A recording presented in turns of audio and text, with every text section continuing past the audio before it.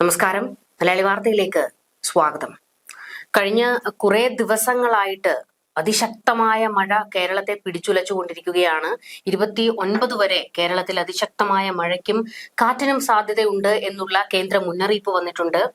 ജനങ്ങൾ ജാഗ്രത പാലിക്കേണ്ട, സ്വയം സുരക്ഷിതരാകേണ്ട ഒരു സമയത്തു കൂടിയാണ് നമ്മൾ കടന്നു പോകുന്നത്. കാരണം മഴ അതിശക്തമായാലും കാറ്റ് അതിശക്തമായാലും ഒക്കെ ഉണ്ടാകുന്ന ദുരന്തങ്ങൾ നമുക്ക് പ്രവചിക്കാൻ കഴിയുന്നതല്ല.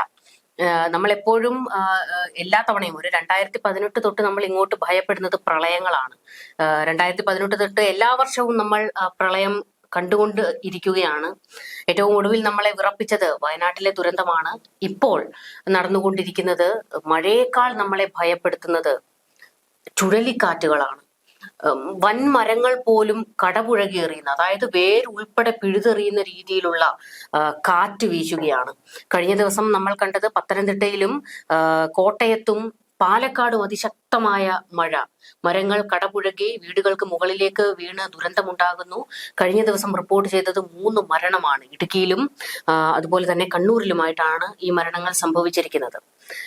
ഇന്ന് കാറ്റ് വടക്കൻ ജില്ലകളിലേക്ക് വീശുകയാണ്. കാരണം കോഴിക്കോടും മലപ്പുറത്തും അതിശക്തമായ മിന്നൽ ചുഴലികൾ ഉണ്ടായി എന്നുള്ള റിപ്പോർട്ട് പുറത്തു വരികയാണ്. നമുക്ക് അധികം പരിചിതമല്ലാത്ത ഒരു സംഭവമാണ് മിന്നൽ ചുഴലി. പക്ഷേ ഇപ്പോൾ നമ്മൾ ദിവസവും കേട്ടുകൊണ്ടിരിക്കുന്ന ഒരു വാർത്തയായിട്ട് അത് മാറുന്നു എന്നുള്ളതാണ്. ശരിക്കും മഴയേക്കാൾ ഭയപ്പെടേണ്ടത് നമ്മൾ മിന്നൽ ചുഴലികളെയാണ്. ഈ മിന്നൽ ചുഴലി സാധാരണ ഈ സമയത്തല്ല വീശാറുള്ളത്. ഇപ്പൊ അത് ഭൂപ്രകൃതിയിൽ ഉണ്ടായ മാറ്റം കാരണമാണ് ഇങ്ങനെ വരുന്നത്. സാധാരണ തുലാവർഷത്തിനും വേനൽ മഴയിലുമാണ് ഈ ഗസ്റ്റനാഡോ പ്രതിഭാസം എന്ന് പറഞ്ഞ മിന്നൽ ചുഴലി ഉണ്ടാകാറുള്ളത്. ഇപ്പൊ പക്ഷെ അത് ഏറി വരികയാണ്. ഇതിനു മുൻപും ഉണ്ടായിട്ടുണ്ട്. ഈ വേനൽക്കാല മഴ പോകുന്ന സമയങ്ങളിലെല്ലാം ചെറുതായിട്ട് ചുഴലിക്കാറ്റുകൾ ഉണ്ടാവാറുണ്ട്. അതിനെക്കുറിച്ച് നമ്മൾ ഇതിനു മുമ്പുള്ള പലതിലും പറഞ്ഞിട്ടുണ്ട്. പക്ഷെ ഇപ്പോൾ വളരെ അധികമാണ് ഈ മിന്നൽ ചുഴലി വന്നിട്ടുള്ളത്. ഇപ്പോൾ അത് ഈ മിന്നൽ ചുഴലി വളരെ വീശിക്കൊണ്ടിരിക്കുകയാണ്. കോഴിക്കോട് മടവൂരിൽ ഈ മിന്നൽ ചുഴലി ഉണ്ടായി എന്ന് പറഞ്ഞിരുന്നു. അതുപോലെ തന്നെ മുട്ടാഞ്ചേരി ഉൾപ്പെടെയുള്ള പ്രദേശങ്ങളിൽ ഒരുപാട് നാശനഷ്ടങ്ങൾ ഉണ്ടായി. അങ്ങനെ ഒരുപാട് പ്രദേശങ്ങളുടെ പേരുകൾ വരുന്നുണ്ട്. നാദാപുരത്തും വിലങ്ങാടും എല്ലാം വിലങ്ങാടിനെ വിറപ്പിച്ചു മിന്നൽ ചുഴലി എന്ന് പറയുന്നു. അപ്പൊ ഇത്തരം പ്രതിഭാസങ്ങള് കേരളത്തിൽ മുൻപൊക്കെ കേട്ടുകേൾവി മാത്രമായിരുന്നു. പക്ഷെ ഇപ്പോൾ അത് ഒരു പതിവായി വന്നിരിക്കുകയാണ്. ഇതിന് കാരണം പറയുന്നത് മൺസൂണിന് ഇടവേളകൾ വരുന്നതാണ് സംസ്ഥാനത്ത് മിന്നൽ ചുഴലി രൂപപ്പെടാൻ പ്രധാന കാരണം എന്നാണ് പറയുന്നത്. ചിലപ്പോഴെല്ലാം 100 കിലോമീറ്റർ വേഗത്തിൽ ഇത്തരം കാറ്റുകൾ വീശുമെന്ന് പറയുന്നു. നാശം വിതച്ച ശേഷം പെട്ടെന്ന് തന്നെ അവസാനിക്കുകയും ചെയ്യും. ഇത് എവിടുന്നാണ് വന്നത്, എങ്ങനെയാണ് അവസാനിച്ചതെന്ന് അറിയാൻ പറ്റില്ല. പെട്ടെന്ന് തന്നെ വരും, പെട്ടെന്ന് തന്നെ അത് പോകും. പക്ഷെ ആ വരുന്ന സമയത്ത് കശക്കി എറിയുന്ന ശക്തിയായിരിക്കും. അതുകൊണ്ടാണ് ഇതിനെ മിന്നൽ ചുഴലി എന്ന് പറയുന്നത്. ഏറ്റവും എടുത്തു പറയുന്ന ഒരു കാര്യം, ഈ മിന്നൽ ചുഴലി എന്ന് പറയുന്നത് മണിക്കൂറുകളൊന്നും നീണ്ടു നിൽക്കില്ല. ഒരു 3 മിനിറ്റ്, ഒരു 10 മിനിറ്റ് അതിനുള്ളിൽ വീശി അടിച്ച് അവസാനിക്കും. പക്ഷെ ആ ഒരു സമയത്തിനുള്ളിൽ ഏറ്റവും വലിയ മാരക സംഹാരം പുറത്തെടുക്കുന്നു എന്നുള്ളതാണ്. ഇത് വളരെ അപകടം നിറഞ്ഞതാണ്. ഈ കാറ്റ് അന്തരീക്ഷ താപനില വർദ്ധിക്കുകയും പിന്നീട് മഴമേഘങ്ങൾ രൂപപ്പെട്ട് അന്തരീക്ഷം തണുക്കുകയും ചെയ്യുമ്പോൾ ഇത് രണ്ടും പെട്ടെന്ന് ഉണ്ടാകുമ്പോഴാണ് നല്ല പോലെ ചൂടുണ്ടാകുന്നു. ഇതിനൊപ്പം തന്നെ ആകാശത്ത് മഴമേഘങ്ങൾ പ്രത്യക്ഷപ്പെടുകയും ചെയ്യുന്നു. ആ രണ്ടിന്റെയും ഇടയിലുള്ള ആ സമയത്താണ് ഭൂപ്രകൃതിയിൽ ഉണ്ടാകുന്ന മാറ്റം. അതുകൊണ്ടാണ് ഈ കാറ്റിങ്ങനെ ഉണ്ടാകുന്നത്. ഭൂമിയിൽ നിന്ന് 2-3 കിലോമീറ്റർ മുകളിലായിട്ടാണ് ഈ മിന്നൽ ചുഴലി ഉണ്ടാകുന്നത്. ചൂട് കൂടുന്ന സമയത്ത് പെയ്യുന്ന മഴവെള്ളം ഭൂമിയിൽ നിന്ന് 2 കിലോമീറ്റർ മുകളിൽ ബാഷ്പീകരിക്കും. നല്ല ചൂടുള്ള സമയത്ത് മഴ പെയ്യുന്നു പറയില്ലേ, അങ്ങനെ പെയ്യുന്ന സമയത്ത് മഴ പെയ്യുമ്പോൾ ഭൂമിയിൽ നിന്ന് 2 കിലോമീറ്ററോളം മുകളിൽ വെച്ച് ഈ മഴ ബാഷ്പീകരിക്കും. ഇതിലൂടെ അവിടുത്തെ വായു പെട്ടെന്ന് തണുക്കുന്നു. അങ്ങനെ തണുത്തു കഴിഞ്ഞാൽ തണുത്ത വായുവിന് സാന്ദ്രത കൂടുതലാണ്. അതുകൊണ്ട് അത് പെട്ടെന്ന് തന്നെ താഴേക്കെത്തും. അന്തരീക്ഷത്തിലെ ഘർഷണവും കൂടി ഉണ്ടാകുമ്പോൾ ഈ മഴമേഘങ്ങൾ മഴയായി പെയ്യുന്ന ഇതും ഘർഷണവും കൂടി കൂടിച്ചേർന്ന് ചുഴലിയായി വീശുന്നു. അങ്ങനെയാണ് പെട്ടെന്ന് തന്നെ ഇത് ഉണ്ടാകുന്നത്. അതുകൊണ്ട് ഇത് അധികം നേരം നീണ്ടു നിൽക്കാത്തത്. കാരണം അത്ര അധികം നേരം ആകാശത്ത് പൊന്തി നിൽക്കുന്നില്ല, മഴത്തുള്ളികളായിട്ട് നിൽക്കുന്നതാണ്. അതുകൊണ്ട് അത് പെട്ടെന്ന് തന്നെ അവസാനിക്കുകയും ചെയ്യുന്നു. കോൺക്രീറ്റ് കെട്ടിടങ്ങളും ടാറിട്ട് റോഡുകളെല്ലാം വർദ്ധിക്കുന്നത് ഇതിനൊരു കാരണമായിട്ട് പറയുന്നുണ്ട്. കാരണം ചൂട് കൂടുന്നു എന്ന് പറയുന്നു. അതുപോലെ മരങ്ങളെല്ലാം ഇല്ലാതെയാകുന്നു. ഇതെല്ലാം തന്നെ അന്തരീക്ഷത്തിലെ താപനില ഉയർത്തുന്നുണ്ട്. പക്ഷേ നമുക്ക് അവിടെ പറയേണ്ട ഒരു കാര്യം കൂടി ഉണ്ട്. അതിനോടൊപ്പം തന്നെ നമുക്ക് വികസനവും ആവശ്യമാണ്. റോഡുകളും കെട്ടിടങ്ങളും ഇല്ലാതെ നമുക്ക് മുൻപോട്ട്, നമ്മുടെ കേരളത്തിന്റെ ഒരു അവസ്ഥ എന്ന് പറയുന്നത് സ്ഥലങ്ങൾ കുറഞ്ഞു വരികയാണ്. കുറഞ്ഞ സ്ഥലത്ത് തന്നെ പടുകൂറ്റൻ കെട്ടിടങ്ങൾ ഉണ്ടാകുന്ന ഒരു സാഹചര്യം. പക്ഷെ നമ്മൾ എല്ലായ്പ്പോഴും പ്രകൃതിയുമായി ബന്ധപ്പെട്ട് പഠനങ്ങൾ നടത്തുന്നവരെല്ലാവരും പറയുന്ന ഒരു കാര്യമാണ്, നമ്മൾ പ്രകൃതിയോട് ഇണങ്ങിക്കൊണ്ട് തന്നെ വികസനം മുൻപോട്ട് കൊണ്ടുപോകണം. വിദേശ രാജ്യങ്ങളിലൊക്കെ ആ മാതൃകയാണ് സ്വീകരിക്കുന്നത്. അവിടങ്ങളിലൊക്കെ കാട് വെച്ച് പിടിപ്പിക്കുകയാണ്. നമുക്കറിയാം, ഒരു വലിയ സിറ്റിക്ക് നടുക്ക് തന്നെ കാടുകളുള്ള എത്രയോ വിദേശ രാജ്യങ്ങൾ നമ്മൾ കണ്ടിട്ടുണ്ട്. പക്ഷെ നമ്മുടെ ഒരു അവസ്ഥ എന്ന് പറയുന്നത് നമുക്ക് അത്തരം ഒരു രീതിയിലേക്ക് മാറാൻ കഴിയും. നമ്മള് മരങ്ങൾ വെട്ടി നശിപ്പിക്കുന്ന മാത്രമേ ഉള്ളൂ. മരങ്ങളെല്ലാം ഇവര് മഴ പെയ്യാൻ തുടങ്ങുമ്പോൾ അതിന്റെ ആദ്യം കമ്പുകൾ വെട്ടുന്നു, ചിലപ്പോൾ മരങ്ങൾ തന്നെ വെട്ടുന്നു. നല്ലതാണ്. അതല്ല എന്നുണ്ടെങ്കിൽ റോഡ് സൈഡിലുള്ള മരങ്ങളെല്ലാം വീണ് അപകടങ്ങൾ ഉണ്ടാകാറുണ്ട്. പക്ഷെ ഈ വെട്ടല് മാത്രമേ നമ്മുടെ ഇടയിൽ നടക്കുന്നുള്ളൂ. ഒപ്പം തന്നെ ചെടികൾ വളർച്ചു പിടിപ്പിക്കുന്നില്ല. നമുക്ക് അതാണ് ഒരു വലിയ പ്രതിസന്ധി. മാധവ് ഗാഡ്ഗിലിന്റെ ഒക്കെ റിപ്പോർട്ടുകളിൽ എപ്പോഴും പറയുന്നത് കേരളം ദുർബലമായ പ്രദേശമാണ്. അവിടെ നമ്മൾ കെട്ടിടങ്ങൾ പണിയുമ്പോൾ ആ ഭൂപ്രകൃതിയുടെ രീതിക്കനുസരിച്ച് വേണം ഓരോ കെട്ടിടവും പണിയാനെന്നാണ്. കെട്ടിടങ്ങൾ പണിയണ്ട എന്നല്ല, പക്ഷേ ആ ഭൂപ്രകൃതിയെ മനസ്സിലാക്കി വേണം നമ്മൾ അവിടെ വികസനം നടപ്പാക്കാൻ. പക്ഷേ ഒരു ദൗർഭാഗ്യവശാൽ നമുക്ക് അങ്ങനെ ഒരു രീതിയില്ല. കെട്ടിടങ്ങൾ കെട്ടിപ്പൊക്കുക എന്നുള്ളത് മാത്രമാണ്. മുണ്ടകയിലും ചൂരൽമലയിലും ഉണ്ടായ അപകടത്തിന്റെ ഏറ്റവും പ്രധാനപ്പെട്ട കാരണം അശാസ്ത്രീയമായ അവിടുത്തെ കെട്ടിട നിർമ്മാണമാണ്. ഹോം സ്റ്റേകളും അതുപോലെ തന്നെ റിസോർട്ടുകളും കെട്ടിപ്പൊക്കിയിരിക്കുന്നത് അശാസ്ത്രീയമായി തന്നെയാണ്. അതാണ് അത്രയും വലിയ ദുരന്തം ആ ഭൂമിയിൽ ഉണ്ടാകാൻ കാരണവും. അതെ, ഇപ്പോൾ ഇത് ഈ മിന്നൽ തന്നെ വന്നു കഴിഞ്ഞാൽ ഇത് ഉണ്ടാകുന്നത് എങ്ങനെ എന്നുള്ളത് നോക്കുകയാണെങ്കിൽ നമുക്കെല്ലാം അറിയുന്നത് തന്നെയാണ്. കരയിലെ അന്തരീക്ഷോഷ്മാവ് കടലിനെ അപേക്ഷിച്ച് പെട്ടെന്ന് ചൂട് പിടിക്കും, പെട്ടെന്ന് തന്നെ തണുക്കുകയും ചെയ്യും. ഇപ്പൊ കടൽ വെള്ളത്തിന് വിശിഷ്ട താപധാരിത, സ്പെസിഫിക് ഹീറ്റ് കപ്പാസിറ്റി കൂടുതലാണ്. കടൽ വെള്ളത്തിന്റെ താപനില അതേപടി തുടരുകയോ കുറയാൻ സമയമെടുക്കുകയോ ചെയ്യും. കരയിലെ പോലെ പെട്ടെന്ന് തണുക്കുകയോ പെട്ടെന്ന് ചൂടാവുകയോ ചെയ്യുന്നതല്ല. ഇപ്പൊ വായുവിലെ ഈർപ്പം, താപവ്യതിയാനവും മർദ്ദവ്യത്യാസവും എല്ലാം ഇങ്ങനെ ചെറു ചുഴലികൾ ഉണ്ടാകുന്നതിന് കാരണമാകുന്നു. ചുരുക്കി പറഞ്ഞാൽ കടലിലെയും കരയിലെയും താപവ്യതിയാനങ്ങൾ കാരണമാണ് വായു പെട്ടെന്ന് കുതിച്ചു കയറി ചുഴലിക്കാറ്റ് ഉണ്ടാകുന്നതെന്നാണ്. ഇതാണ് നമ്മൾ എപ്പോഴും ന്യൂനമർദ്ദം രൂപപ്പെടുകയും ബംഗാൾ ഉൾക്കടലിൽ ഉണ്ടാവുകയും ഒക്കെ ചെയ്യുന്നുള്ള കാരണം ഇതാണ്. ഈ മാറ്റം പെട്ടെന്ന് തന്നെ കടലിലെയും കരയിലെയും കാറ്റുകൾ തമ്മിലുണ്ടാകുന്ന മർദ്ദ വ്യത്യാസം, ചൂടിന്റെ വ്യത്യാസം, ഇതാണ് ഇതിന് പ്രധാനമായിട്ടും കാരണമാകുന്നത്. ഇത് 110 കിലോമീറ്റർ വേഗതയ്ക്ക് മുകളിൽ വരെ ആഞ്ഞു വീശാൻ കെൽപ്പുള്ളവയാണ് ഈ ഗസ്റ്റ്നാഡോകൾ എന്ന് പറയുന്ന മിന്നച്ചുഴലികൾ. പെട്ടെന്ന് തന്നെ കാറ്റിന്റെ വേഗത കൂടാൻ ഈ പ്രതിഭാസം കൊണ്ട് ആകുമെന്നാണ് പറയുന്നത്. അതുകൊണ്ട് അധിക സമയത്ത് ഇല്ല എന്നുണ്ടെങ്കിലും ഇത് ഏറ്റവും കൂടുതൽ വിനാശകരിയാകും. ചിലപ്പോൾ 3 മിനിറ്റേ ഉണ്ടാവുള്ളൂ, അല്ലെങ്കിൽ ചിലപ്പോൾ 10 മിനിറ്റ് വരെ ഉണ്ടാകാം. ആ സമയങ്ങളിൽ മാക്സിമം നഷ്ടങ്ങൾ ഉണ്ടാക്കിയിട്ടാണ് ആ കാറ്റ് വീശി വന്ന് പോകുന്ന മേഖലകളെ മുഴുവനും അത് ചുഴറ്റി എറിയുക തന്നെ ചെയ്യും. അതുകൊണ്ടാണ് ഈ മിന്നൽ ചുഴലി ഏറ്റവും കൂടുതൽ ഉണ്ടാകുന്ന ഭാഗം. ഇപ്പൊ കേരളത്തിലെ ചില മേഖലകളിൽ അടിക്കടി ഇത് ഉണ്ടായിക്കൊണ്ടിരിക്കുകയാണ്. കോഴിക്കോട് ഇതിനു മുൻപും ഉണ്ടായിട്ടുണ്ട്. അതിന് കാരണം ഇതാണ്, കടലിന്റെയും കരയുടെയും തമ്മിലുള്ള തീരദേശ മേഖലകളിലാണ് ഇത് ഏറ്റവും കൂടുതൽ ഉണ്ടാകുന്നത് എന്ന് ചില പഠനങ്ങളിൽ പറഞ്ഞിട്ടുണ്ട്. നമുക്ക് ഇതിനെക്കുറിച്ച് ആധികാരികമായ ഒരു ചർച്ച ആവശ്യമാണെങ്കിലും ഇതില് പ്രധാനമായിട്ടും ഇതിന് കാരണം വരുന്നത് ഭൂമിയുടെ മേലെ നമ്മൾ നടത്തുന്ന ആക്രമണം തന്നെയാണ്. നമ്മുടെ കയ്യിലിരിപ്പ് കൊണ്ട് തന്നെയാണ് നമുക്ക് തന്നെ തിരിച്ചടി ഉണ്ടാകുന്നത്. അതുകൊണ്ട് ഇപ്പോൾ പക്ഷേ ഇപ്പൊ നേരത്തെ പറഞ്ഞ പോലെ വികസനം ആവശ്യമാണ്. മരങ്ങൾ വെട്ടി നശിപ്പിച്ചേ പറ്റുള്ളൂ. പക്ഷെ വേറെ ഒന്ന് പുതുതായി വെക്കാൻ നമ്മൾ ആരും തന്നെ ശ്രദ്ധിക്കുന്നില്ല. അതുകൊണ്ട് ഇത്തരം മിന്നൽച്ചുഴലികൾ സമീപ കാലഘട്ടത്തിലെല്ലാം തന്നെ, ഇനി അങ്ങോട്ടുള്ള കാലഘട്ടത്തിൽ ഇത് വളരെയധികം വർദ്ധിക്കാനാണ് സാധ്യത. അതുകൊണ്ടാണ് ഇപ്പോൾ കാലം തെറ്റിയ കാലത്ത് പോലും ഭൂപ്രകൃതിയിൽ ഉണ്ടാകുന്ന ഈ വ്യത്യാസം കൊണ്ട്, കാരണം സാധാരണ ഈ മഴക്കാലത്ത് ഇപ്പൊ ചിങ്ങം മാസങ്ങളിൽ, ഈ മാസങ്ങളിലൊന്നും മഴ പെയ്യുമ്പോൾ മിന്നൽച്ചുഴലി ഉണ്ടാവാറില്ല. വേനൽ മഴയിലോ അല്ലെങ്കിൽ തുലാമഴയിലോ ആണ് കിട്ടാറുള്ളത്. ഇപ്പോൾ പക്ഷെ അത് വളരെ നേരത്തെ തന്നെ വരാൻ തുടങ്ങുന്നു. അതിനർത്ഥം ഇനി തുലാമഴയൊക്കെ വരാനിരിക്കുന്നതേ ഉള്ളൂ, ഒക്ടോബർ നവംബർ മാസങ്ങളിലെല്ലാം. അതുപോലെ വേനൽ മഴ കിട്ടാൻ പോകുന്നതേ ഉള്ളൂ. ആ സമയത്തെല്ലാം തന്നെ ഇത്തരം ചുഴലികൾ ഉണ്ടാകാനുള്ള സാധ്യത വളരെ കൂടുതലാണ്. ഒരുപാട് നാശനഷ്ടങ്ങളാണ് ഉണ്ടായിരിക്കുന്നത്. പത്തനംതിട്ട ജില്ലയിലാണ് ഏറ്റവും കൂടുതൽ, 99.17 ലക്ഷത്തിന്റെ കൃഷിനാശം ഉണ്ടായിട്ടുണ്ടെന്ന് പറയുന്നു. KSEBക്ക് മാത്രം 41.46 ലക്ഷത്തിന്റെ നഷ്ടം ഉണ്ടായിട്ടുണ്ടെന്ന് പറയുന്നു. അതുകൊണ്ട് തന്നെ പത്തനംതിട്ട ജില്ലയിൽ ഇപ്പൊ ദുരിതാശ്വാസ ക്യാമ്പ് തുറന്നിട്ടുണ്ട്. തിരുവല്ല താലൂക്കില് ക്യാമ്പുകളുള്ളത്. Thirumoolapuram SNV school, Muthoor government LPS, Kaviyoor Padinjattumsseri സർക്കാർ LPS എന്നിവിടങ്ങളിലെല്ലാം ക്യാമ്പുകൾ തുടങ്ങിയിട്ടുണ്ട്. 14 കുടുംബങ്ങളിലായി 20 പുരുഷന്മാരും 22 സ്ത്രീകളും 11 കുട്ടികളും ഉൾപ്പെടെ 53 പേർ ക്യാമ്പിലുണ്ട്.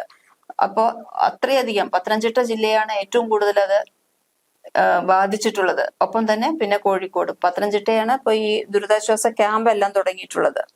നമ്മൾ ഇപ്പോൾ ഈ മിന്നൽ ചുഴലിയെ കുറിച്ച് പറഞ്ഞുകൊണ്ടിരിക്കുമ്പോൾ തന്നെ പറയേണ്ട മറ്റൊരു കാര്യം കൂടി, നമ്മളിപ്പോൾ മിന്നൽ ചുഴലിയുടെ കാര്യം പറയുമ്പോൾ ഇത് കണ്ടെത്താനും ഭയങ്കര ബുദ്ധിമുട്ടാണ്. കാരണം എപ്പോഴുണ്ടാകും, എവിടെ ഉണ്ടാകും എന്നൊന്നും പ്രവചിക്കാൻ കഴിയില്ല. കാരണം ഇത്ര മിനിറ്റിനുള്ളിൽ വന്നു പോകുന്നതായതുകൊണ്ട് അതൊരു ഇതിനെ എങ്ങനെ നേരിടണം എന്ന് നമുക്ക് കൃത്യമായ ഒരു അറിവില്ല എന്നുള്ളതും പറയേണ്ട ഒരു കാര്യം തന്നെയാണ്. ഈ മറ്റൊരു കാര്യവും കൂടി, 2024 ഉണ്ടായിരുന്ന ഒരു റിപ്പോർട്ട് ഉണ്ടായിരുന്നു. അതിൽ ഇങ്ങനെയാണ് പറഞ്ഞിരിക്കുന്നത്. അതായത് നമ്മളിപ്പോൾ ചുഴലിക്കാറ്റുകൾ ഉണ്ടാകുന്നതിനെ ഭയപ്പെടുന്നു. പക്ഷേ 2024 വന്ന ഒരു റിപ്പോർട്ടിൽ പറയുന്നത് കഴിഞ്ഞ 100 വർഷമായി കേരളത്തിൽ ഒറ്റത്തവണ പോലും നേരിട്ട് ചുഴലിക്കാറ്റുകൾ എത്തിയിട്ടില്ല. ഈ കണക്ക് നമ്മളെ ആശ്വസിപ്പിക്കുന്നുണ്ടാകും. പക്ഷെ ഈ കണക്ക് നമ്മൾ ഭയപ്പെടേണ്ടതുമാണ് എന്ന് പറയുന്നു. കാരണം അതിനകത്തിൽ പറഞ്ഞിരിക്കുന്നത് ദീർഘകാലമായി ചുഴലിക്കാറ്റുകൾ ഒഴിഞ്ഞു മാറി നിൽക്കുന്ന സ്ഥലങ്ങളിൽ പെട്ടെന്ന് അവ വീശിയടിക്കുമ്പോൾ ഉണ്ടാകുന്ന പ്രത്യാഘാതങ്ങൾ വളരെ വലുതായിരിക്കും. മിൽട്ടൺ വീശിയടിച്ച ഫ്ലോറിഡയിലെ ടാംബ ബേയിൽ അവസാനമായി ഒരു ചുഴലിക്കാറ്റ് വീശിയടിച്ചത് 1921 എന്നുള്ളത് കൂടി ഇവിടെ പ്രസക്തമായ കാര്യമാണ്. ദീർഘകാലമായി ചുഴലിക്കാറ്റുകൾ വീശിയടിക്കാതിരുന്ന സ്ഥലമായിരുന്നതുകൊണ്ട് അവിടുത്തെ തദ്ദേശവാസികൾക്കും ഭരണ സംവിധാനങ്ങൾക്കും ഇത്തരം അതിതീവ്ര സംഭവങ്ങളെ എങ്ങനെ നേരിടണമെന്ന് അറിയില്ലായിരുന്നു എന്നാണ് ആ റിപ്പോർട്ടിൽ പറഞ്ഞിരുന്നത്. കേരളത്തിന്റെ തീരപ്രദേശങ്ങൾ നേരിട്ട വലിയ ദുരന്തങ്ങളിലൊന്നായ ഊക്കി ചുഴലിക്കാറ്റ് 2017 കേരളത്തിന്റെ തീരപ്രദേശങ്ങൾ നേരിട്ട വലിയ ദുരന്തങ്ങളിലൊന്നായ ഊക്കി ചുഴലിക്കാറ്റ് 2017 തെക്ക് കിഴക്കൻ അറബിക്കടലിൽ വെച്ച് റാപ്പിഡ് ഇന്റൻസിഫിക്കേഷൻ സംഭവിക്കുമ്പോൾ അതിന്റെ കാറ്റിന്റെ പരമാവധി വേഗം കൈവരിച്ചിരുന്ന ഭാഗം കേരളത്തിന്റെ തീരപ്രദേശങ്ങളിൽ നിന്നും ഏകദേശം 150 കിലോമീറ്റർ മാത്രം അകലെയായിരുന്നു സ്ഥിതി ചെയ്തിരുന്നത്. എന്നാൽ പിന്നീട് ചുഴലിക്കാറ്റിന്റെ സഞ്ചാര ദിശ പടിഞ്ഞാറ് ദിശയിൽ സഞ്ചരിച്ചത് മൂലം കേരളം ഓക്കിയുടെ വലിയ ഭീഷണിയിൽ നിന്ന് രക്ഷപ്പെട്ടു എന്നാണ് പറയുന്നത്. ചുഴലിക്കാറ്റുകൾ കരയുടെ ഏത് ഭാഗത്തായിരിക്കും വീശിയടിക്കാൻ സാധ്യത എന്ന് മോഡലുകൾക്ക് 4-5 ദിവസം മുൻപ് തന്നെ പ്രവചിക്കാൻ സാധിക്കും. കേരള തീരത്തേക്കാണ് ചുഴലിക്കാറ്റിന്റെ സഞ്ചാര ദിശ എന്ന് മനസ്സിലായാൽ ലഭിക്കുന്ന 4-5 ദിവസങ്ങൾക്കുള്ളിൽ തീരപ്രദേശങ്ങളിൽ വസിക്കുന്ന ജനങ്ങളെ സുരക്ഷിതമായ സ്ഥലങ്ങളിലേക്ക് മാറ്റി പാർപ്പിക്കുന്നത് ഉൾപ്പെടെയുള്ള ആഘാതങ്ങൾ കുറയ്ക്കുന്നതിനാവശ്യമായ നടപടികൾ എത്ര ഫലപ്രദമായി എത്ര വേഗത്തിൽ നടപ്പാക്കാൻ സാധിക്കും എന്നുള്ള കാര്യങ്ങൾ കേരളം ചിന്തിച്ചു തുടങ്ങേണ്ടിയിരിക്കുന്നു എന്നാണ് അതിൽ പറഞ്ഞിരിക്കുന്നത്. അതായത് ഒരു ചുഴലിക്കാറ്റ് അന്ന് ഓഖി ഉണ്ടാകുമ്പോൾ ഓഖി നേരിട്ട് കേരളത്തിലേക്ക് വീശുകയായിരുന്നെങ്കിൽ തിരുവനന്തപുരം മുഴുവൻ ചുഴറ്റി അടിക്കുമായിരുന്നു എന്നാണ് പറയുന്നത്. അന്ന് നമുക്ക് ശംഖുമുഖത്ത് മാത്രമാണ് അതിന്റെ അലയൊലികൾ വലിയ രീതിയിൽ ഉണ്ടായത്. നേരിട്ട് കേരളത്തിലേക്ക് അടിച്ചില്ല എന്നാണ് പറയുന്നത്. നേരിട്ട് കേരളത്തിലേക്ക് ഒരു ചുഴലി അടിക്കുമ്പോൾ അതിനെ എങ്ങനെ നേരിടണം, ജനങ്ങളെ ഏതൊക്കെ രീതിയിൽ സുരക്ഷിതരാക്കണം, ഈ 4-5 ദിവസങ്ങൾക്കുള്ളിൽ നമുക്ക് എന്തെല്ലാം ചെയ്തു തീർക്കാൻ കഴിയും, അത്തരം കാര്യങ്ങളെ കുറിച്ചുള്ള ചിന്തകൾ നമ്മൾ അതിനുവേണ്ടിയുള്ള നടപടികൾ ആലോചിച്ചു തുടങ്ങേണ്ടിയിരിക്കുന്നു എന്നാണ് 2024 ഒരു റിപ്പോർട്ടിൽ പറഞ്ഞിരിക്കുന്നത്. ശരിയാണ്, നമുക്ക് മഴയെ പോലും നേരിടാൻ പരിമിതമായ സമയമാണ് നമുക്ക് കിട്ടാറുള്ളത്. ക്യാമ്പുകൾ തുറക്കേണ്ടി വരുന്നു, ജനങ്ങളെ അവിടേക്ക് മാറ്റുന്നു. ക്യാമ്പുകൾ തുറക്കേണ്ടത് മാത്രമല്ല, അവർക്ക് ആവശ്യമായ സാധനങ്ങൾ എത്തിച്ചു കൊടുക്കണം, എല്ലാം എത്തിച്ചു കൊടുക്കണം. 2018 വന്ന പ്രളയത്തിൽ നമ്മൾ കണ്ടതാണ്, നമ്മൾ തെക്ക് വടക്ക് ഓടുകയായിരുന്നു. പക്ഷേ എല്ലാവരും കൈകോർത്ത് പിടിച്ചത് കൊണ്ടാണ് അന്ന് ആ പ്രളയത്തെ മറികടക്കാൻ നമുക്ക് സാധിച്ചത്. പക്ഷേ ഇന്നിപ്പോൾ ചുഴലിക്കാറ്റും ഇപ്പോഴത്തെ ഭീതി എന്ന് പറയുന്നത് മഴയ്ക്കൊപ്പം ചുഴലിയും കൂടി പലയിടങ്ങളിലും ഉണ്ടാകുന്നു. മരങ്ങൾ കടപുഴകി വീടുകൾക്ക് മുകളിലേക്ക് വീഴുന്നു. കഴിഞ്ഞ ദിവസം രാത്രിയിലൊക്കെയാണ് മരങ്ങൾ കടപുഴകി പല വീടുകൾക്ക് മുകളിലേക്ക് വീണത്. കണ്ണൂരിൽ അങ്ങനെയാണ് ഒരു മരണം സംഭവിച്ചത്. അപ്പോൾ അത്രത്തോളം ഭീതിതമായ ഒരു അവസ്ഥയ്ക്ക് നടുവിലാണ് നമ്മൾ ഉള്ളത്. അതുകൊണ്ട് തന്നെ ഇത്തരം കാര്യങ്ങളിലൊക്കെ ബന്ധപ്പെട്ട അധികാരികൾ കൃത്യമായ നീക്കം നടത്തണം എന്ന ഒരു മുന്നറിയിപ്പും കൂടിയാണ് ഇതിലൂടെ നമുക്കുണ്ടാകുന്നത്. മഴയെ കുറിച്ച് നമ്മൾ പ്രവചിക്കുന്നുണ്ട്. ഇപ്പോഴും പറഞ്ഞിട്ടുണ്ട് അടുത്ത 5 ദിവസം മഴ വളരെയധികം കൂടുതലാകുമെന്ന് പറഞ്ഞിട്ടുണ്ട്. 9 ജില്ലകളിൽ യെല്ലോ അലർട്ട് പറഞ്ഞിട്ടുണ്ട്. ഇടുക്കി, എറണാകുളം, തൃശൂർ, പാലക്കാട്, മലപ്പുറം, കോഴിക്കോട്, വയനാട്, കണ്ണൂർ, കാസർഗോഡ് ഈ ജില്ലകളിലാണ് യെല്ലോ അലർട്ട് പറഞ്ഞിട്ടുള്ളത്. ഒപ്പം തന്നെ ഒറ്റപ്പെട്ട മഴ പറഞ്ഞിട്ടുണ്ട്.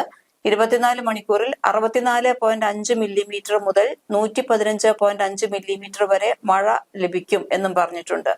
അപ്പോൾ അതുപോലെ തന്നെ ഇന്ന് വളരെയധികം ശ്രദ്ധിക്കേണ്ട ദിവസമാണ്. 50 മുതൽ 60 കിലോമീറ്റർ വരെ വേഗതയിൽ കാറ്റ് ഉണ്ടാകാനുള്ള സാധ്യത പറഞ്ഞിട്ടുണ്ട്. മണിക്കൂറിൽ 40 മുതൽ 50 കിലോമീറ്റർ വരെ വേഗതയിൽ ശക്തമായ കാറ്റിന് സാധ്യത എന്ന് പറഞ്ഞിട്ടുണ്ട്. കേന്ദ്ര കാലാവസ്ഥാ മുന്നറിയിപ്പ് പറഞ്ഞിട്ടുണ്ട്. അപ്പോൾ ഇവിടെ അല്ലെങ്കിൽ ഈ കാറ്റ് മാത്രമാണോ, അത് ചുഴലിയായിട്ട് രൂപപ്പെടുമോ എന്ന് നമുക്ക് പക്ഷേ പറയാൻ പറ്റില്ല. അത് പ്രവചിക്കാൻ അറിയില്ല. കാറ്റുണ്ടാകുമെന്ന് മാത്രമേ അറിയുള്ളൂ. അപ്പോൾ അത് പെട്ടെന്നാണ് ഈ ചുഴലി വരുന്നത്. അതുകൊണ്ട് വളരെയധികം ശ്രദ്ധിക്കുക. പുറത്തു പോകുന്നവർ പ്രത്യേകിച്ച് ശ്രദ്ധിക്കുക. വാഹനം ഓടിക്കുന്നവർ ശ്രദ്ധിക്കുക. മലയോര മേഖലയിലുള്ളവർ വളരെയധികം ശ്രദ്ധിക്കുക. വളരെയധികം കഴിഞ്ഞ ദിവസങ്ങളിലൊക്കെ വയനാട്ടിലും അതുപോലെ തന്നെ ഇടുക്കിയിലും ഒക്കെ രാത്രി യാത്ര നിരോധിച്ചിരുന്നു. കാരണം മരങ്ങൾ കടപുഴകി വീണുകൊണ്ടിരിക്കുകയായിരുന്നു. കാരണം വാഹനങ്ങൾ മരങ്ങളുടെ ചോട്ടിൽ പാർക്ക് ചെയ്യുമ്പോഴാണ് ഏറ്റവും കൂടുതൽ അപകടങ്ങൾ ഉണ്ടാകാറുള്ളത്. കഴിഞ്ഞ ദിവസം കോഴിക്കോട് നടന്ന സംഭവം സ്കൂൾ ബസിന് മുകളിലേക്കാണ് വീണത്. പക്ഷേ ഈ സ്കൂൾ ബസ് റോഡിൽ നിർത്തിയിട്ടിരിക്കുകയായിരുന്നു. കുട്ടികൾ ആരും അതിൽ ഉണ്ടായിരുന്നില്ല. അപ്പോൾ അത്തരത്തിൽ വയനാട്ടിൽ സ്ഥിതി ഗുരുതരമാണ്. മഴ അതിശക്തമാകുകയാണ്. അവിടുത്തെ എല്ലാ വിദ്യാഭ്യാസ സ്ഥാപനങ്ങൾക്കും, ട്യൂഷൻ സെന്ററുകൾ ഉൾപ്പെടെയുള്ള സ്ഥാപനങ്ങൾക്കും, മതപഠന സ്ഥാപനങ്ങൾക്കും എല്ലാം കളക്ടർ അവധി പ്രഖ്യാപിച്ചിരിക്കുകയാണ്. ബാണാസുര സാഗറിന്റെ ഷട്ടർ ഒരു മണിക്കൂറിന്റെ ഉള്ളില് നല്ല മഴ പെയ്യുമെന്നാണ്. ബാണാസുര സാഗറിന്റെ ഷട്ടർ തുറന്നിട്ടുണ്ട്. ഡാമുകളും തുറക്കുന്നു എന്നുള്ളതാണ് ഭീതിതമായ അവസ്ഥ. അപ്പോൾ ചില സമയത്തൊക്കെ നമ്മൾ മഴയുടെ വാർത്ത കൊടുക്കുമ്പോൾ ആൾക്കാർ പറയാറുണ്ട്, എന്തിനാണ് ഇങ്ങനെ ഞങ്ങളെ പേടിപ്പിക്കുന്നത്? പക്ഷെ ഇതൊരു മുന്നറിയിപ്പായിട്ട് എടുക്കുക എന്നുള്ളതാണ്. ഈ ഡാമിന്റെ ഷട്ടറുകളൊക്കെ തുറക്കുമ്പോൾ അവിടെ മീൻ പിടിക്കാൻ പോകുന്ന കുറെ അധികം ആൾക്കാരുണ്ട്. ശരിക്കും നമ്മള് ഇടുക്കിയിലൊക്കെ ഡാം തുറക്കുമ്പോൾ ഉള്ള ഒരു പ്രതിസന്ധിയാണിത്. എത്ര മുന്നറിയിപ്പ് കൊടുത്താലും ഒരു മനുഷ്യരും അത് കേൾക്കാൻ തയ്യാറാകില്ല. ഞങ്ങളുടെ പ്രദേശമല്ലേ, ഞങ്ങൾക്കറിയാവുന്ന പ്രദേശമല്ലേ എന്നൊക്കെയാണ് ഇവർ പറയുന്നത്. കാരണം ഇപ്പൊ ഭൂപ്രകൃതി മൊത്തം മാറിയിരിക്കുകയാണ്. മലവെള്ളപ്പാച്ചിലുണ്ടാകാം, മിന്നൽ പ്രളയങ്ങൾ ഉണ്ടാകാം, മിന്നൽ ചുഴലി ഉണ്ടാകാം. അങ്ങനെ ഏതു തരത്തിലുള്ള അപകടങ്ങളും ഉണ്ടാകാൻ സാധ്യതയുള്ള ഒരു സമയം ആണെങ്കിലും പിടിക്കാം. ആദ്യം സ്വയം സുരക്ഷിതരാകുക എന്നുള്ളതാണ് പറയാനുള്ളത്. പിന്നെ ഈ കടൽക്ഷോഭമൊക്കെ ഉണ്ടാകുമ്പോൾ അത് കാണാൻ പോകുന്ന ആൾക്കാരുണ്ട്. കടൽ വേലിയേറ്റം ഉണ്ടാകുന്ന സമയത്തൊക്കെ തിരമാല അടിച്ചു കയറുന്നത് കാണാൻ പോകുന്ന കുറെ ആൾക്കാരുണ്ട്. അപ്പോൾ അവരോടൊക്കെ പറയാനുള്ളത്, നിങ്ങൾ സുരക്ഷിതരായിരിക്കുക. ഈ സർക്കാരും അതുപോലെ തന്നെ ദുരന്ത നിവാരണ അതോറിറ്റിയൊക്കെ നിരന്തരം മുന്നറിയിപ്പ് കൊടുത്തുകൊണ്ടിരിക്കുകയാണ്. അതൊക്കെ ജനങ്ങൾ സുരക്ഷിതരാകാൻ വേണ്ടിയാണ്. എന്തെങ്കിലും ഒരു അപകടം ഉണ്ടായി കഴിഞ്ഞിട്ട് നമ്മൾ ഈ സർക്കാരിനെ കുറ്റം പറഞ്ഞിട്ട് എന്തെങ്കിലും കാര്യമുണ്ടോ? നമ്മൾ പാലിക്കേണ്ട താഴ്ന്ന പ്രദേശങ്ങളിലുള്ളവരെ ഉരുൾപൊട്ടൽ ഭീഷണി. കൊച്ചിയിലൊക്കെ കഴിഞ്ഞ ദിവസം താഴ്ന്ന പ്രദേശങ്ങളിലൊക്കെ വെള്ളക്കെട്ടിലായി. അത്രത്തോളം ദുരന്തമാണ് ഉണ്ടായിക്കൊണ്ടിരിക്കുന്നത്. അപ്പോൾ ജനങ്ങൾ ശ്രദ്ധിക്കുക. കൊച്ചുകുട്ടികളെയും പ്രായമായവരെയും ഒക്കെ സുരക്ഷിതരാക്കുക. അങ്ങനെയുള്ള മാറി താമസിക്കേണ്ടവർ. അതുപോലെ എറണാകുളത്ത് ഏറ്റവും കൂടുതൽ ജനവാസ കേന്ദ്രമായിട്ടുള്ള സ്ഥലങ്ങളുള്ള വീടുകളാണ് തകർന്നത്. മഴ പെയ്ത് കഴിയുമ്പോൾ എല്ലാ കാലത്തും ഈ കൊച്ചിയുടെ ഒരു അവസ്ഥ, എറണാകുളത്തിന്റെ അവസ്ഥ അതാണ്. വീടുകൾ മുഴുവൻ വെള്ളം കയറും. ആകെ മൊത്തം 336 വീടുകൾക്ക് നാശനഷ്ടം ഉണ്ടായെന്ന് പറയുന്നു. തൊടുപുഴ, മൂവാറ്റുപുഴ, പെരിയാർ നദികളിലെല്ലാം ജലനിരപ്പ് ഇപ്പോഴും വളരെ ഉയർന്ന നിലയിലാണ്. അപ്പൊ എപ്പോ വേണമെങ്കിലും ഒരു കൈവിട്ടു പോകാവുന്ന സ്ഥിതി ഉണ്ടാകാമെന്ന് അറിഞ്ഞുകൊണ്ട് തന്നെ നമ്മൾ ജീവിക്കുന്നതാണ് ഏറ്റവും നല്ലത്. പേടിപ്പിക്കുന്നതല്ല. പക്ഷെ നമ്മൾ ആ നദിയുടെ കരയിലും ഭാഗങ്ങളിലുള്ള ജീവിക്കുന്നവരെല്ലാവരും തന്നെ വളരെയധികം ശ്രദ്ധിക്കുക. അതുപോലെ തന്നെ ഈ ക്യാമ്പുകൾ തുറക്കുന്നത് അത് ജനങ്ങളെ മാറ്റിപ്പാർപ്പിക്കുന്നതിന് വേണ്ടിയാണ്. പക്ഷെ എന്ത് ചെയ്താലും വീട് വിട്ട് ഇറങ്ങാത്ത കുറെ മനുഷ്യരുണ്ട്. അപ്പോ ഇവിടെ കിടന്നങ്ങ് ചത്തോട്ടെ എന്ന് പറയുന്നത് അതൊന്നും അല്ല. അതൊക്കെ ഉത്തരവാദിത്തപരമായ നിലപാടുകളാണ്. സർക്കാർ എത്രയും പെട്ടെന്ന് നിങ്ങളെ സുരക്ഷിതരാക്കുന്നതിന് വേണ്ടിയാണ് ക്യാമ്പുകൾ തുറന്നും പരിമിതമായ സമയങ്ങൾക്കുള്ളിൽ ഈ സൗകര്യങ്ങളൊക്കെ ഉണ്ടാക്കുന്നത്. അപ്പോൾ ജനങ്ങൾ അതെല്ലാം ശ്രദ്ധിക്കുക. വീണ്ടും പറയുകയാണ്, ആവർത്തിച്ച് പറയുകയാണ്, സുരക്ഷിത ഇടങ്ങളിലേക്ക് മാറുക എന്നുള്ളതാണ്. കാരണം വീടുകളൊക്കെ പഴയ വീടുകളിലൊക്കെ താമസിക്കുന്നവരുണ്ട്. കാറ്റിൽ കഴിഞ്ഞ ദിവസങ്ങളിലൊക്കെ ഉണ്ടായ ഏറ്റവും വലിയ പ്രതിസന്ധി മേൽക്കൂരകളൊക്കെ തകർന്നു വീണു പറന്നുപോയി. ഇന്ന് പുലർച്ചെ പാറക്കടവ്, വാണിമേൽ, മൊകേരി, നാദാപുരം ഇവിടെയെല്ലാം ഇന്ന് പുലർച്ചെ കോഴിക്കോട് വലിയ മിന്നൽ ചുഴലിയാണ് ഉണ്ടായിക്കൊണ്ടിരിക്കുന്നത് പല മേഖലകളിലായിട്ട്. നാദാപുരം മേഖലയിലെ 3 വാർഡുകളിലായിട്ട് 15ഓളം വീടുകൾ വീണിട്ടുണ്ട്. താമരശ്ശേരി ചുരം 4-ാം വളവിൽ കാറ്റിൽ മരം വീണിട്ടുണ്ട്. പിന്നെ 9-ാം വളവിന് താഴെ വീതി കുറഞ്ഞ ഭാഗത്തേക്ക് റോഡിലേക്ക് പാറക്കല്ല് പതിച്ച് ഗതാഗതം തടസ്സപ്പെട്ടിട്ടുണ്ടെന്ന് പറയുന്നു. അതുപോലെ തന്നെ പാലക്കാട് വീടിന് മുകളിലേക്ക് മരം വീണിട്ടുണ്ട് എന്ന് പറയുന്നു. അതുകൊണ്ട് തന്നെ ചെറുപ്പക്കാർക്ക് കൊടുക്കാനുള്ള ഒരു മുന്നറിയിപ്പ്, ഈ സമയത്ത് തന്നെ ഇവർക്ക് ട്രിപ്പ് പോകണം. അതെ, ഒരിക്കലും അതൊന്നും ചെയ്യാതെ കഴിവത് നിങ്ങൾ വെള്ളച്ചാട്ടത്തിലൊക്കെ പോകുന്ന ആൾക്കാരൊക്കെ ഉണ്ട്, കഴിവത് നിങ്ങൾ അതൊക്കെ ഒഴിവാക്കുക. കാരണം നമുക്ക് ഈ പ്രകൃതിയുടെ പ്രതിഭാസങ്ങളൊന്നും നമുക്ക് പ്രവചിക്കാൻ കഴിയുന്നതല്ല. എപ്പോൾ വേണമെങ്കിലും മാറി മറിയാം.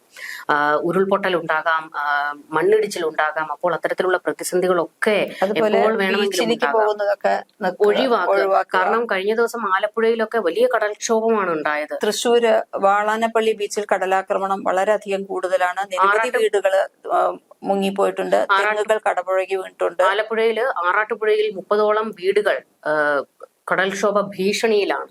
അപ്പോൾ അത്തരത്തിലുള്ള പ്രതിസന്ധികളൊക്കെ ഈ മഴക്കാലത്ത് നമ്മൾ നേരിട്ടുകൊണ്ടിരിക്കുകയാണ്. അപ്പോൾ ജനങ്ങൾ സർക്കാരിനോട് സഹകരിക്കുക, ഉദ്യോഗസ്ഥരുടെ മുന്നറിയിപ്പുകൾ നിങ്ങൾ അതേപോലെ പാലിക്കുക എന്നൊക്കെ ഉള്ളതാണ് ആവർത്തിച്ച് പറയാനുള്ളത്. കൂടുതൽ ചർച്ചകളുമായി കാണാം. നമസ്കാരം.